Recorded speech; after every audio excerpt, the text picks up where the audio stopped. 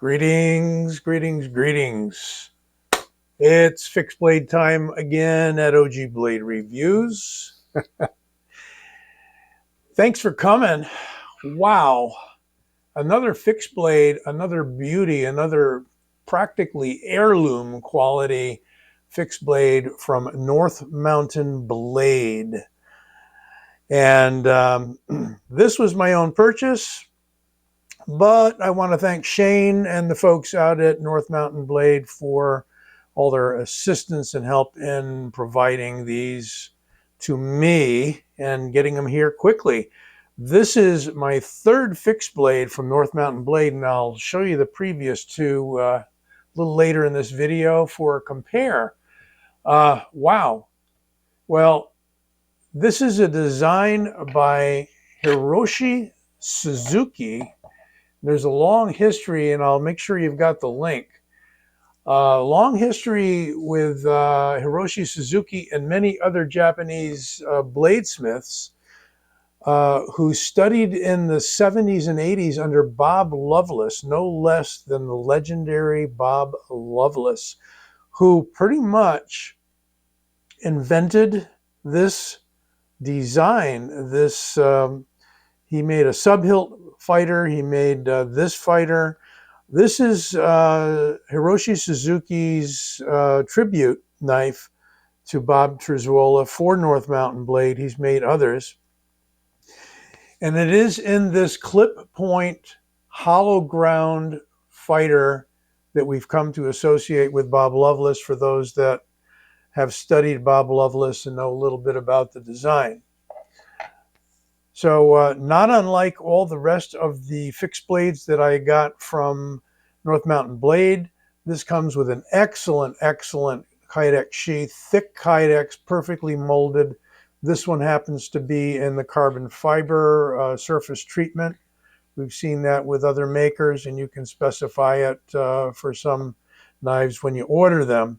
However, this one is the standard sheath that comes with this knife, a thick leather frog, which can be taken off, by the way. It comes with its own mount, so you can remove that mount. That mount is on another mount which wraps around the sheath, so you can take the whole works off and just end up with this sheath, which I haven't done for sake of the video.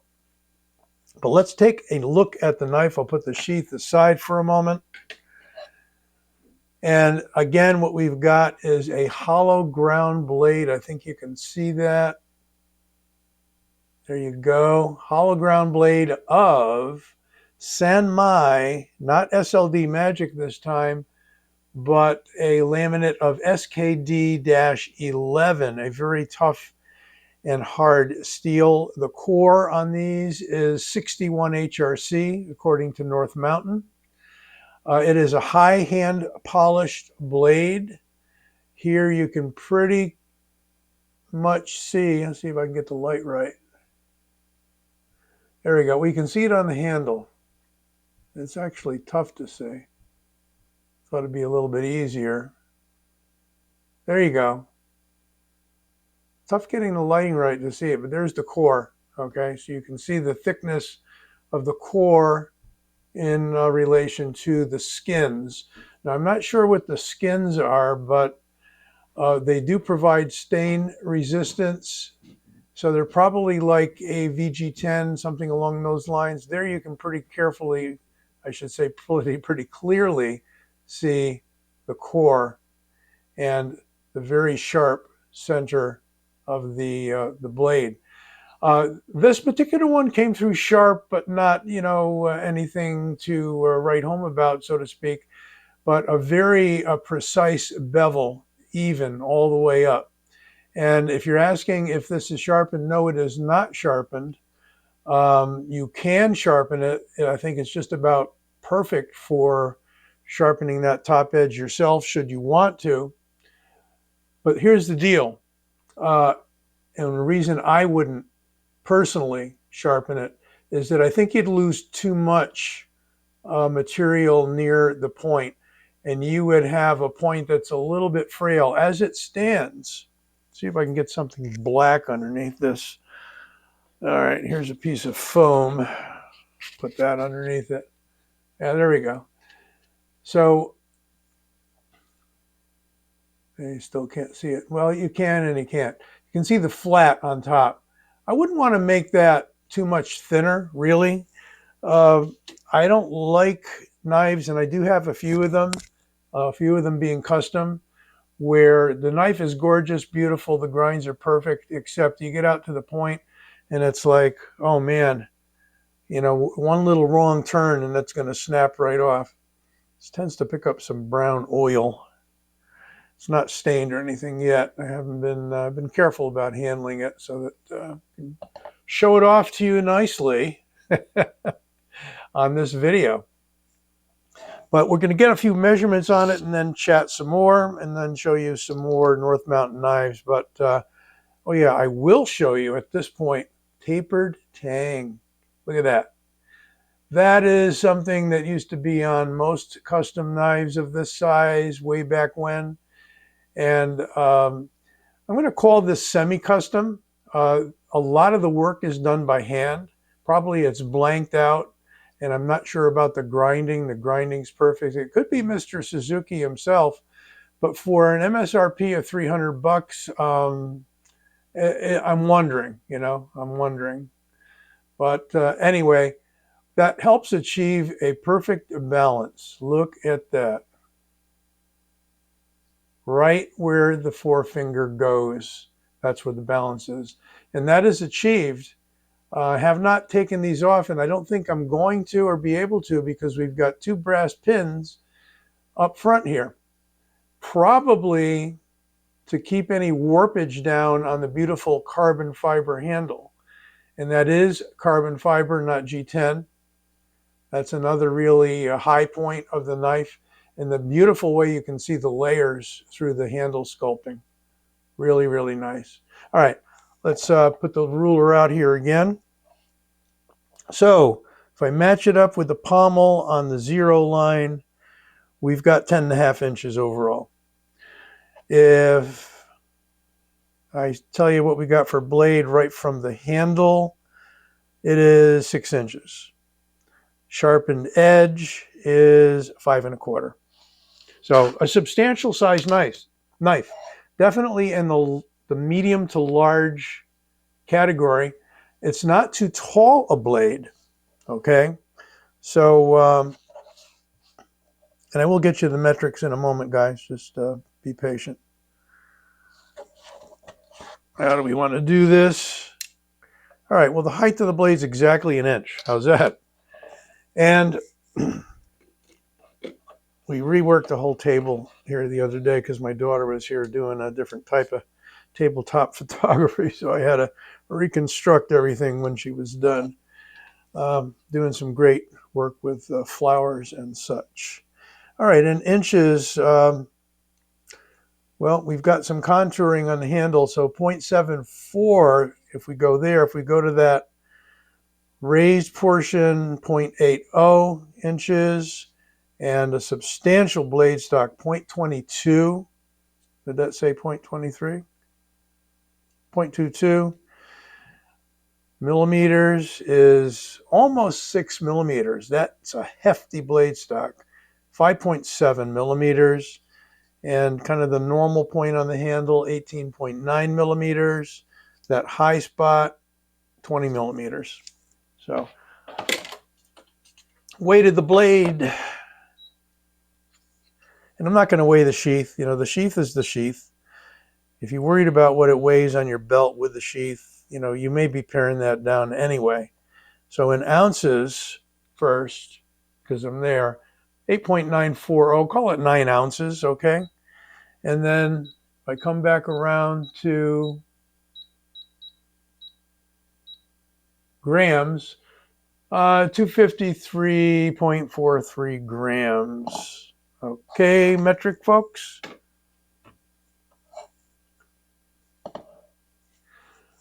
Gorgeous knife. There is also, I didn't mention, I'm sure you saw it though, is a nice lanyard hole, traditionally placed. A nice bird's beak, sort of not too accentuated, but enough so that it helps you hang on. I mean, what you got going here is almost a hint of a subhilt, right? Because you got the index finger there and 3 fingers right in there. And it fits my medium large hand perfectly. If you've got stouter hands, wider hands, you may feel a little bit cramped. You got a built-in guard on the blade and same thing on top. I think it's just enough so that if you wanted to put your thumb over the top, it's perfect. Feels great in the hand, really does. I mean, this isn't carried in the pocket, so there's a reason for having a handle that's really not thick, 3/4 of an inch. It just nestles right into the hand. If you must do pical, that's perfect. And you got a little place for your thumb there, perfect. And if you must, you can sharpen the top edge. I think it is ground pretty well for that purpose. And we've got some, speaking of grinds, some really perfectly matched grinds. There's your hollow. And it is a piercy point. Just enough meat out there on the point for my purposes.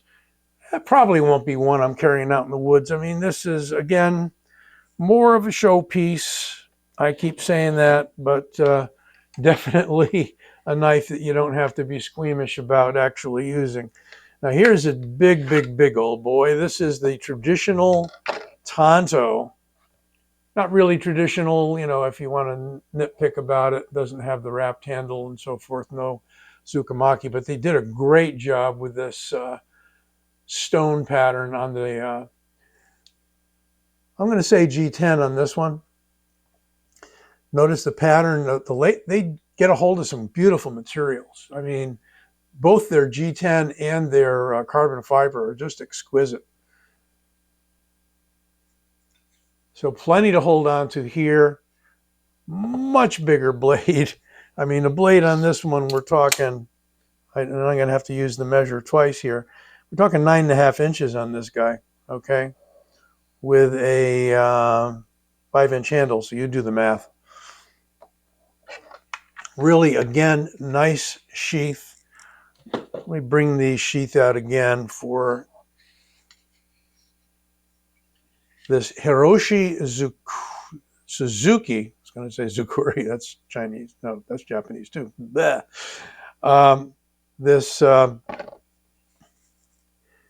Really, it's called a bear hunt, okay? This is his bear hunt. Sorry I didn't give you that name, but you'll see it on the thumbnail. Move that up and out for a minute. Perfectly fitted sheath. That rattles from the frog hitting it. Ribbit. I mean, nice snap and everything. Perfect sheaths. So I brought this guy out, the traditional Tanto, that's what they're calling it, with the SLD Magic with a cosmetically applied hamon. That's not a real hardening hamon, if you know anything about those. And look at this. Oh, God, this is a gorgeous knife. I did a review on this one before. This is that they're calling the Ninja Tanto. It is much more sword-like than the other two. So if we can undo that. Beautiful, beautiful leather sheath. I mean, pretty close to custom leather, I would say. And here we go. Look at that. Look at that. That definitely like a small katana. I mean, well, they pronounce it katana, but I was going to say wakizashi, which is a shorter sword underneath the katana. This one has a 10.5-inch blade with a 5-inch handle and titanium guard on this guy. Non-traditional, or maybe you've seen them in that shape, I don't know. But titanium spacers there, titanium guard. Usable choil, should you want to. Same thing on this guy, close to usable choil. But those are the three that I have. they are definitely all sturdy enough to where you could use these guys for sure. I'm going to bring out one further compare just because you've seen it already, and it's a USA made blade. For those that may be lucky enough to have one, suspense, suspense, suspense. I'm putting away the small sword here. Well, put it over on the side. The leather sheath's just a bit snug. This one we don't have to worry about. Snaps nice into the Kydex. One thing about Kydex and the highly polished blades, you may notice some very fine, you can't see it in the image, the video image here, very fine scratches. That is part and parcel of Kydex sheaths. You get little crumbs of material down in there. You don't even know they're there. I usually blow a Kydex sheath out with some compressed air when I first get them, but still, I've noticed some very, very hairline fine, you can only see it in certain light, scratches from the sheath. Not so with a TKL, because you're going to get a battle-worn sort of a finish. This is the Frogman Field Knife, FMF, FMK, Frogman Field Knife. All right, well, this is the TKL Frogman Field Knife. As close as I could come to a similar size. This is the nickel boron finish. It's a taller blade. It comes through blazingly sharp with a toothy working edge. Much thinner handle. I notice when I put this in the hand, I have to sort of roll it up in there, but my fingers pressing against the flat here and then pulling my palm in really makes this work, and you got some nice jimping there. You don't, as you've noticed, have any jimping on the Bear Hunt. And sorry if I didn't mention that name right up front. But you can see this is really much more of a field working knife. This is a fighter, really. So you can see a much taller blade. This is AEBL. This is the San Mai laminate SK, I have to keep looking, SKD11. You can look that steel up. It's, I think it's a cold work steel, but they're able to harden it up to that 61, and I think you can even go beyond that. So in stropping this knife, I noticed it took quite a while to bring the edge up just a little bit. So it's slightly longer blade by a half inch maybe, and about the same weight. They both play pretty much the same. Really, really nice. All right, so Frogman Field Knife, very fortunate to have one of these. It is a super sheath with a tensioner, and just the common sense utility way that Tim sets his blades up is just beyond compare. Hoping to see a few more TKLs in the future, including a design that Tim is working on for me that I may eventually, before I expire. See, Tim, if you're listening, let's get that project going. Come on. All right, guys. Hope you enjoyed this Bear Hunt designed by Hiroshii Suzuki. And this is a North Mountain blade.